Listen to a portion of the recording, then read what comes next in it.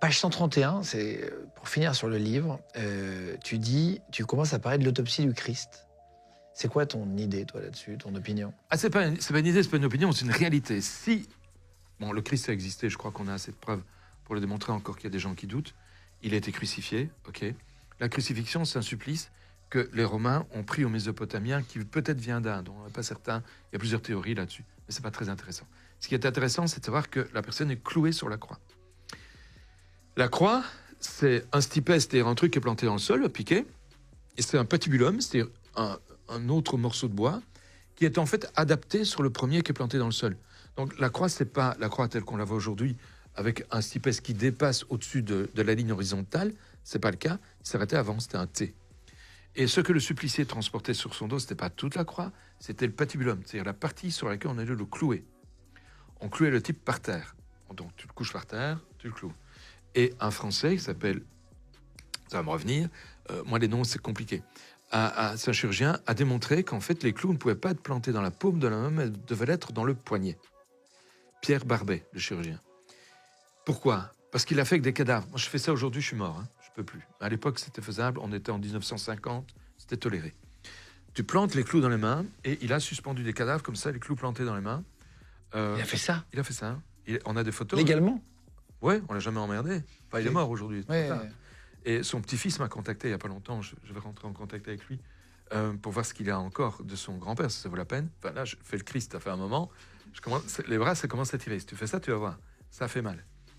Si tu les plantes dans les paumes des mains, à un moment donné, les clous vont sortir. La main va sortir. Ah oui, ça va se déchirer? Ouais, ça va se déchirer parce qu'il n'y a rien qui retient. Et il l'a démontré. Tous les corps qu'il a cloués de cette manière sont tombés. Par contre, si tu les plantes dans les poignets, tu es suspendu comme ça. Les bras en arrière, déjà là, t'entends que je respire moins bien parce que je parle moins bien. T'as des clous plantés dans les pieds, c'est pas top non plus. Donc tu vas tirer sur les bras pour respirer un moment, puis tu vas laisser tomber parce que ça fait trop mal. Et tu joues comme ça avec des alternances où tu respires plus. À un moment, tu te fatigues, et ce qui va se passer, c'est que tu respires plus vraiment beaucoup. Ça veut dire que tu augmentes ton taux de CO2 dans le sang et tu réduis ton taux d'oxygène. Tu entres dans ce qu'on appelle une narcose, carbonarcose. Et ton taux de CO2 qui augmente fait que ton sang devient de plus en plus acide.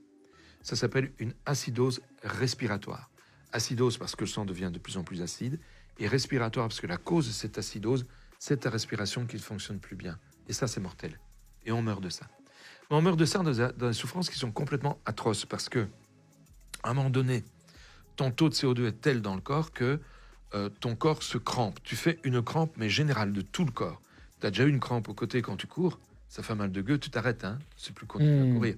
Eh ben, c'est la même chose, mais pas seulement au côté, c'est tout le corps qui est en crampe. Ça fait mal de chien, et c'est comme ça qu'on meurt sur la croix.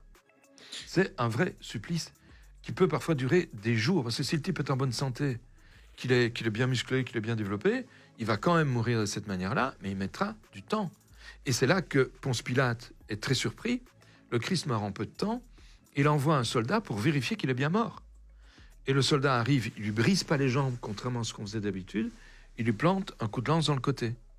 En sort, dit l'évangéliste, c'est Jean qui raconte ça, du sang et de l'eau. Alors Pierre Barbet, le chirurgien, dans son bouquin, dit que le sang à l'intérieur du corps sédimente. Ça veut dire qu'après la mort, le sang a la partie la plus lourde qui colle au fond, et la partie la plus légère, c'est l'eau qui surnage, tu vois. Ça fait du sang et ça fait de l'eau. Dans le corps, le sang ne sédimente jamais. J'ai autopsié des tas de personnes, il ne sédimente pas. Mais le Christ a ramassé plein de coups sur le corps. Et ça crée des lésions pulmonaires en dessous. Elles ne saignent pas, elles sointent. Et ils sointent du liquide, sointent du plasma. Et quand tu rentres ta lance, eh ben effectivement, tu as de l'eau qui sort et puis du sang. L'évangéliste était là parce que pour le raconter comme ça, il doit l'avoir vu. Et c'est la seule chose qui est vraiment scientifique dans l'évangile, c'est ça, c'est le sang et l'eau qui sortent. Ça correspond pile poil à la mort. Oui, donc tu confirmes ça? Ah oui, tout à fait. C'est juste, c'est juste.